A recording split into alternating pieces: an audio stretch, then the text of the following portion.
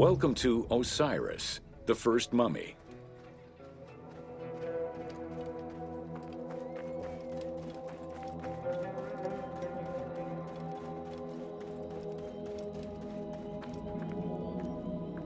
The oldest mummies recovered date from the Old Kingdom, though Egyptologists believe that mummification was in use much earlier than that. At first, the body was mummified through environmental desiccation, by leveraging the dryness of the environment and the heat of the climate. Early experimentations in mummification were conducted with the use of resin made from tree sap. Strips of linen were only used on some superficial parts of the epidermis of the hands or jaw.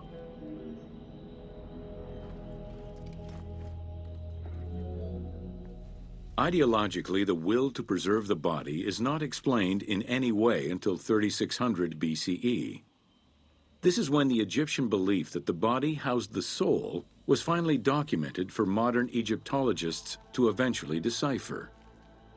It was not until the arrival of the myth of Osiris in the Egyptian religion around the 5th dynasty that mummification was thoroughly conceptualized. The practice was thereafter grounded in both a mythological and ideological point of view.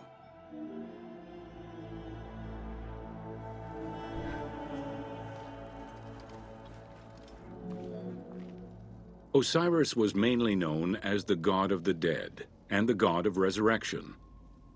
The most well-known Genesis myth concerning Osiris is that of his dismemberment.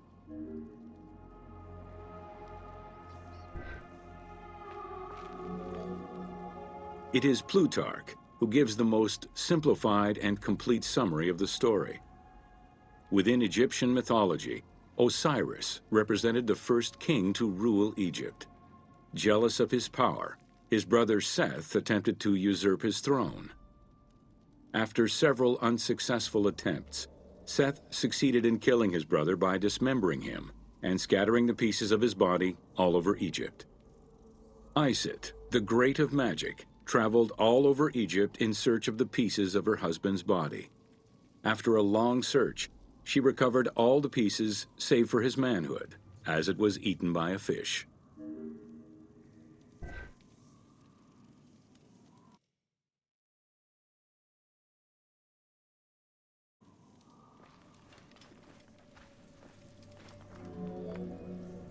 Isit then reassembled the body of her husband by binding it together with strips of linen.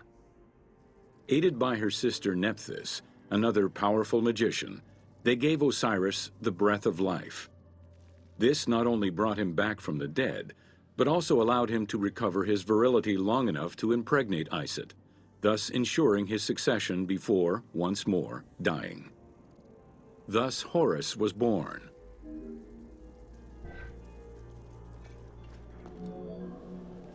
The ritual used to bring Osiris back to life essentially depicts how he became the first mummy. It is why, on the sarcophagi of kings, we often find Isit and Nephthys represented as the magicians who restore life to the deceased.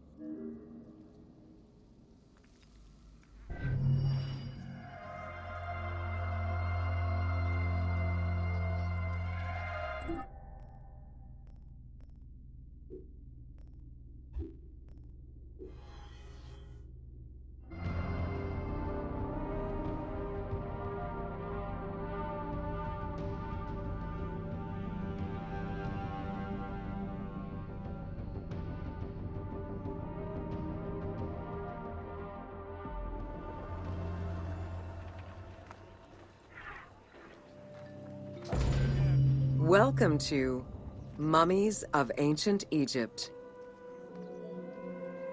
The mummification process used by ancient Egyptians was highly ceremonial in nature. The different types of mummification took into account the social level and richness of the deceased and even included animals. The most expensive was that reserved for the pharaoh and the royal family, as well as some of the wealthiest members of the court.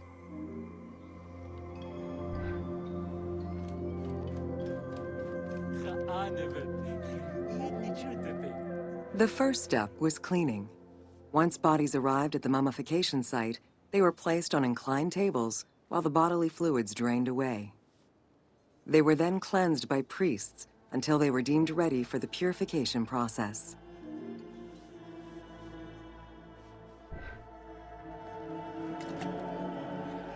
The purification of the body began with a libation from sacred water.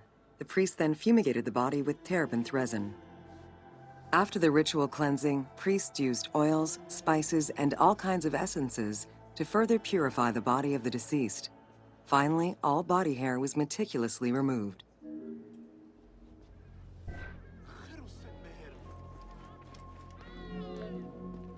Once the body was properly purified, embalmers removed the organs, following very specific procedures. First, the brain was extracted by inserting a spoon through the nostril to break the ethmoid bone. Then, using a spatula, the pieces of the brain were removed as thoroughly as possible. What matter remained was extracted after a process of liquefaction, achieved through the use of a caustic liquid. The cranial box, once emptied, was rinsed and disinfected with palm wine, and then stuffed with strips of linen cloth and liquefied resin.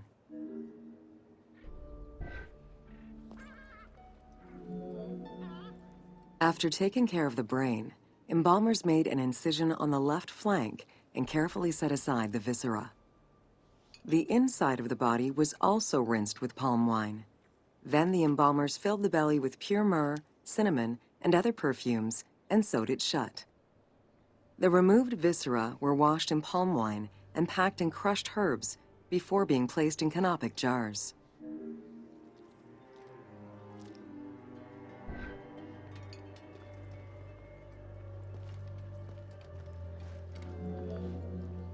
Canopic jars were placed close to the sarcophagus or kept in a chest nearby. At first, the viscera were wrapped in tissue and placed in the vases. As the ritual requirements became more elaborate, ointments, spices, and even water and natron were added to the process.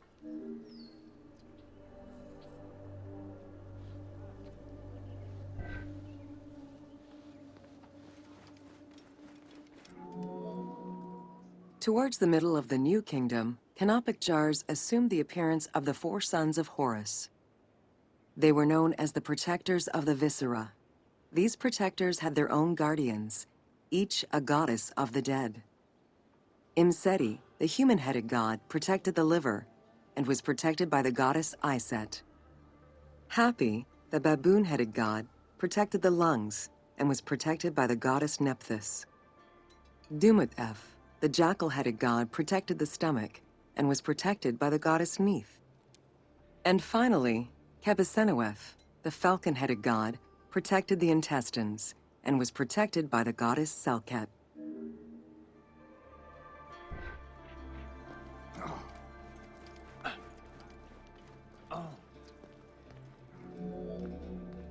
Natron is a naturally occurring mineral found in evaporite. These sedimentary rocks are made up of mineral salts and were generally mined from lake beds in Egypt.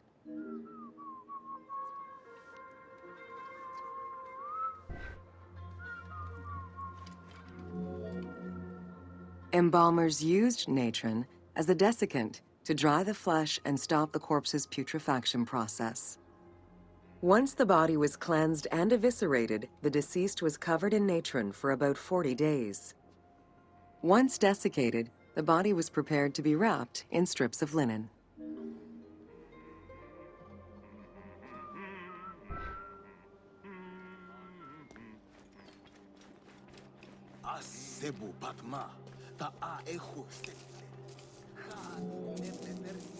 Once the body was fully desiccated by the natron treatment, embalmers oiled, painted, and sometimes even added hair extensions or a wig.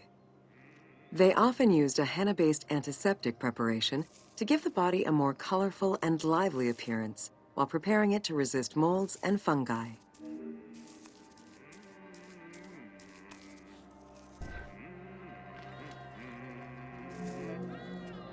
Next came the phase which gave mummies their most well-known appearance, the wrapping. Originally, each part of the body was wrapped separately. Men had their arms crossed on their chests, while women had the right arm folded over their breasts and the left arm stretched along the body. However, techniques evolved over time. Eventually, the body as a whole was wrapped with limbs alongside the body, and increasingly sophisticated and different techniques of weaving flax bands were developed.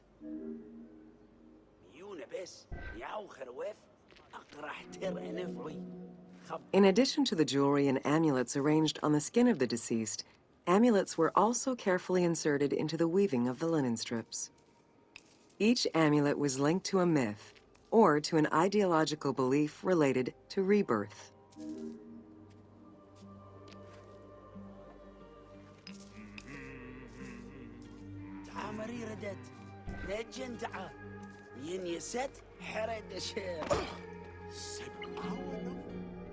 Masks were an important part of a mummy's finery. Early wooden funeral coverings were very expensive, however, and soon replaced by masks created through a technique known as cartonnage. Masks fashioned with this method were created by laying several layers of linen or papyrus pulp on a base made of mud or straw. Cartonnage was used for more than funerary masks. Ornaments and the animal coffins of the late period were also made in such a fashion.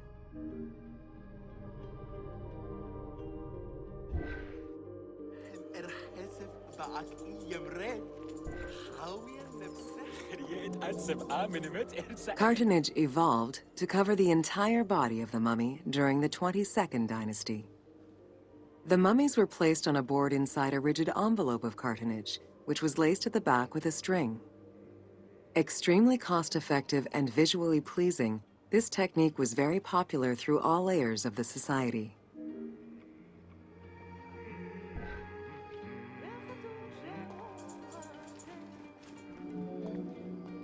Cartonnage envelopes were usually covered with inscriptions and polychrome decorations, specifying the names and titles of the deceased, scenes depicting daily life, or decorations specific to the funerary world.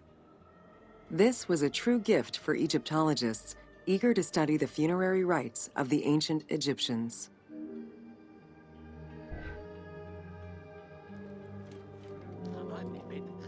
Once the mummy was properly wrapped and adorned, the embalmers proceeded with the ceremony of the opening of the mouth.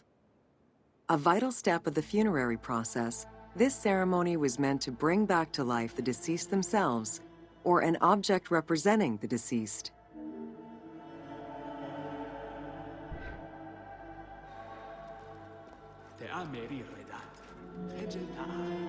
There were no less than 75 different stages for the opening of the mouth. It required the application of the same oils, ointments, spices, and perfumes used during the mummification process. Makeup was sometimes part of the process as well.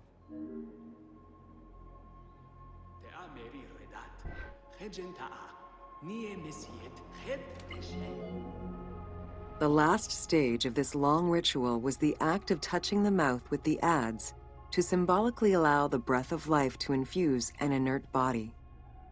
Its performance was reserved for a very specific set of people: priests who wore the mask of the god Anubis, a close relative of the family, or by the heir to the throne.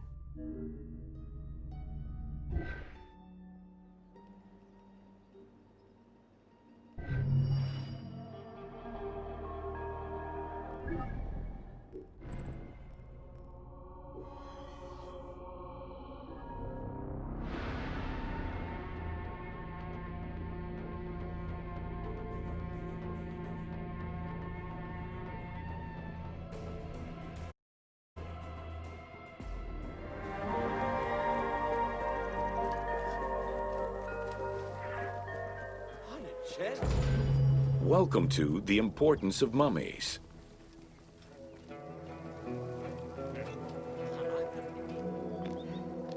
The first hieroglyph for embalmer appeared in pyramid texts of the Old Kingdom. It is likely that embalming was a trade that progressed alongside the evolution of ancient Egyptian funeral practices. While we still know nothing of how embalming came to be a profession, we do know that embalmers had a hierarchy, and that each embalmer specialized in a specific phase of the mummification process.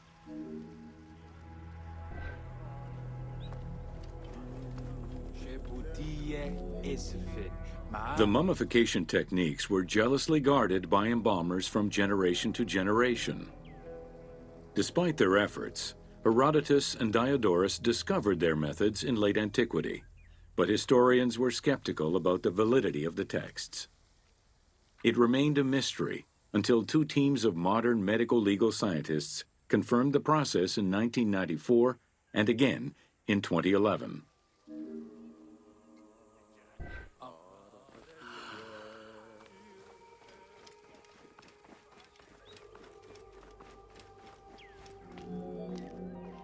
The Uabet, meaning the pure place, was where the embalmers mummified the bodies of the deceased.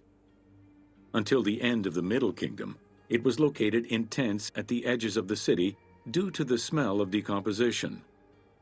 In the New Kingdom, however, the Uabet was located within the city limits, though still in open-air spaces.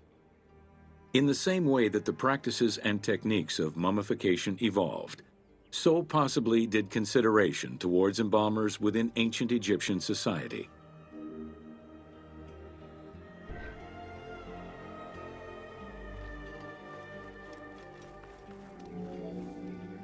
The pharaoh had access to the most elaborate of mummification rituals.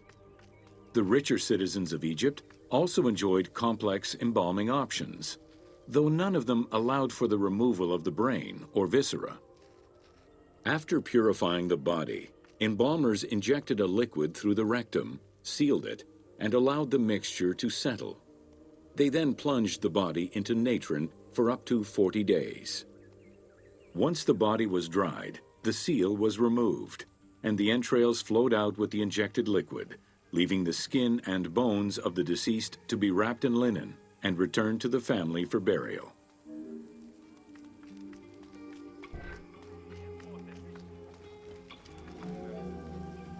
The least costly embalming option was for the embalmers to simply inject a product called surmaya and immerse the body in the natron for up to 40 days before handing it over to the family. For all those who could not afford any embalming process, desert burials offered a pauper's alternative to preserve the bodies of the dead.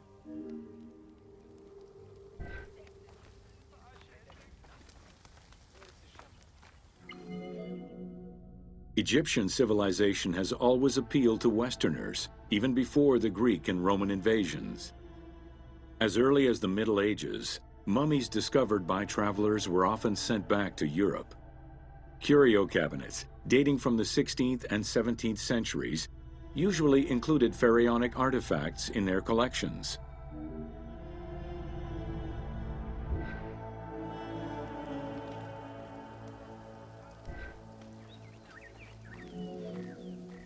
The Egyptomania phenomenon was heralded by Napoleon Bonaparte's Egyptian campaign, which lasted from 1798 to 1802.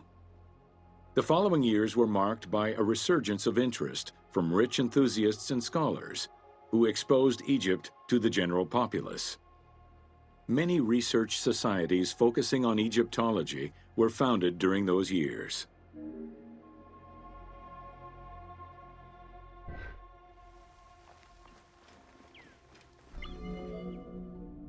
By 1868, mass tourism began in Egypt under the aegis of the Cook Agency. The rich would indulge in leisure trips to Egypt and bring back mummies. Upon their return, they would organize evenings that consisted of unpacking mummies and removing strips of linen and amulets layer by layer. These were considered the shining cultural events of the season. The Egyptian collections of many a museum were founded as a consequence of this mass pillaging.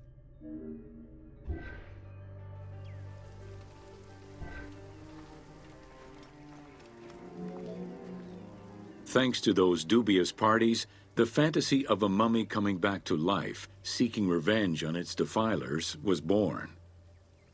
The mummy malediction myth has remained steady in popular culture ever since, particularly in written media and cinema.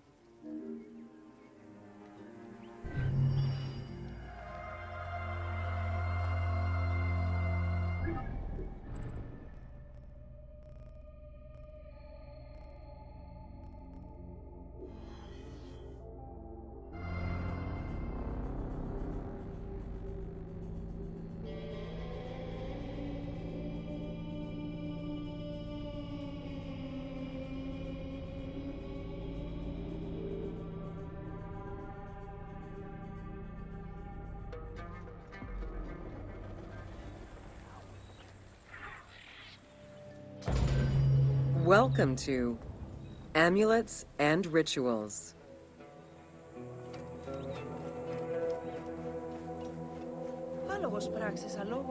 Ancient Egyptians believed the world was a chaotic place, filled with supernatural forces. They knew that art and words gave life and power to things. Carved with images from hieroglyphs or in the shapes of gods, amulets were highly personal objects that warded off dangers and disease while attracting success. Some amulets were temporary, intended to solve a specific problem, while others were meant to be worn forever into the afterlife.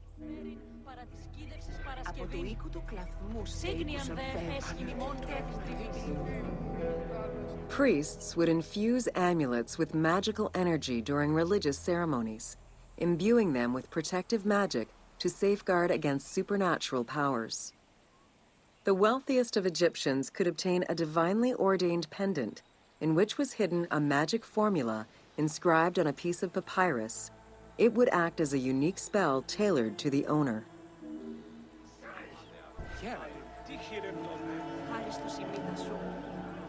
Religion was so important to ancient Egyptians that it permeated every aspect of their daily lives.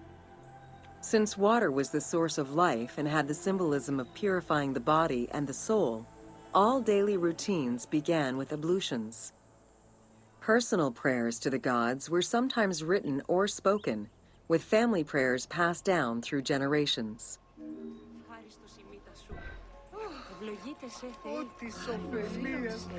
There was a complete calendar of each of the religious days, both good and bad, illustrating the appropriate daily rituals.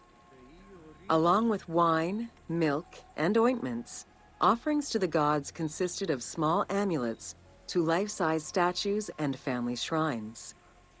During the Greco-Roman period, offerings to the gods consisted of mummified animals, cats for Bastet, dogs for Anubis, and birds for Thoth.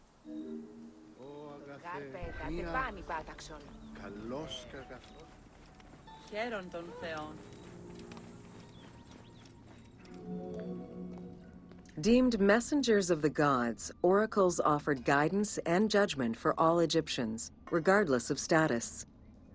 Crucial advice was offered on everything from day-to-day farming management to a pharaoh's decision on whether to start a war. Oracles were often used to decide legal issues. If the accused refused the judgment of the god, another god could be consulted in hopes of a more favorable reply.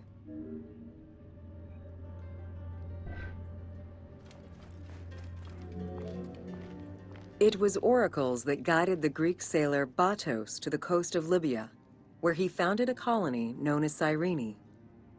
During Alexander the Great's campaign to conquer Persia, he consulted the oracle at the Temple of Amun within the oasis of Siwa, and was subsequently ordained a divine being.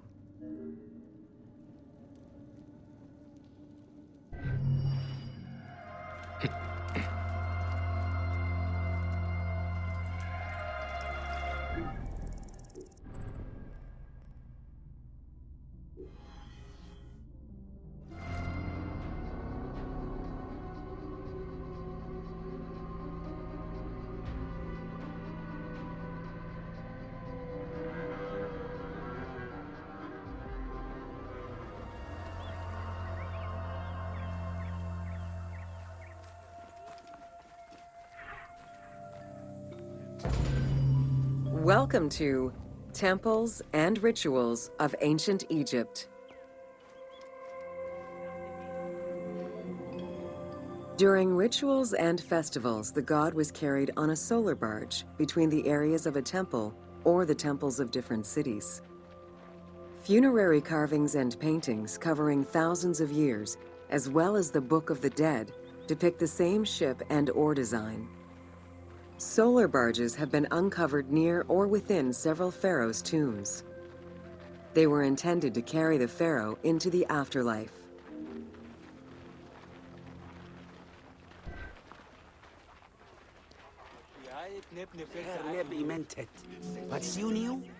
Ancient Egyptians believed that Ra, the sun god, traveled the skies in a boat known as the Solar Barge. The Solar Barge was believed to cross over to mythological lands.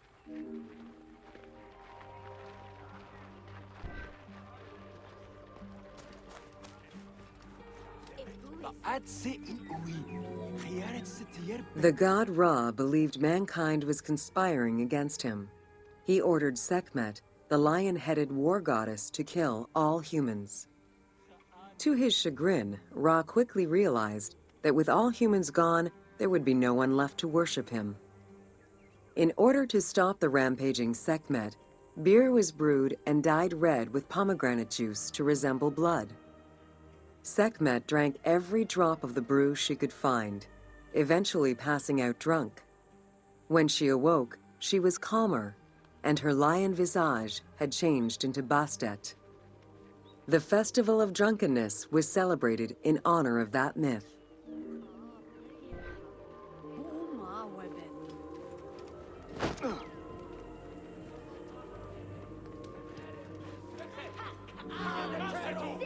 Unlike the daily rituals that took place in the temple and were performed by priests, festivals allowed the entire population of the city to participate. Festivals helped mark the passing of the seasons in the agricultural calendar. In reflecting the cycles of life, festivals offered a sense of consistency and structure for the regular citizens, thus reinforcing the sense of order that pharaohs were to provide for the citizens of Egypt as part of their godly duties.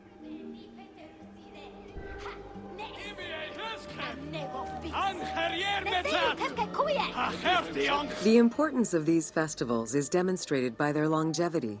Records show that Osiris festivals occurred for more than 2,000 years. Some festivals serve to reinforce state control and promote the king's reign. Both the Opet and Set Jubilee festivals were specifically intended to celebrate the renewal of the king's power.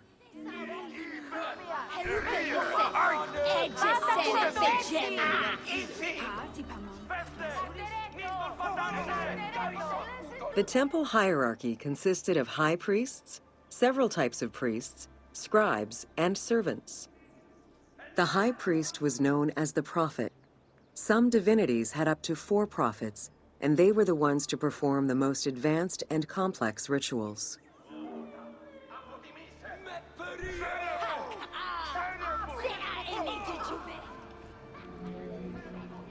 Egyptian priests were not confined to solely religious tasks, and in fact had crucial roles in Egypt's administration, most of which served to reaffirm the pharaoh as the proper vessel for the gods. Their focus within the temple was centered on the proper conduct of daily divine rituals, rather than as custodians of dogma or the indoctrination of individuals.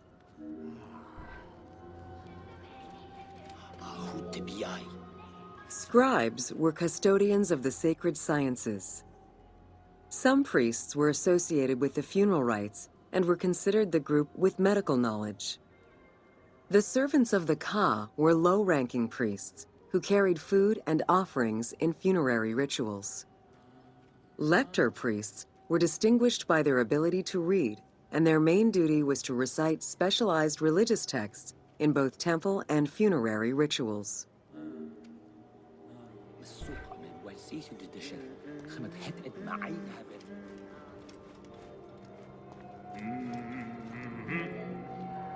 Priests and all the officials who served the temple worked only 3 months a year, with each period separated by a quarter of inactivity, at least within the temple compound.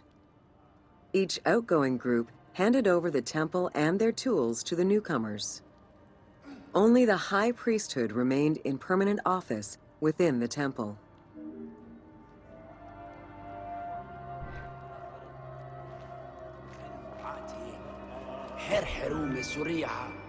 The most sacred part of the temple was referred to as Djeser Djeseru, the Holy of Holies. The most sacred inner sanctuary was where the shrine to the temple deity was located. Only priests were allowed within. Offerings were given and rituals unseen by even the pharaoh were performed. While the team chose to allow any character access to this space in some game temples, Normally, it was reserved for priests alone. Pharaohs and their priests often chose the site of these sacred temples because of some mythological connection or an alignment with the cardinal points and certain stars. Once selected, a foundation ritual was performed. The pharaoh was required to complete 10 steps in the ritual, which required a mix of offerings as well as specific construction techniques. Once the temple was complete, construction of the chamber containing the shrine, or naos, began.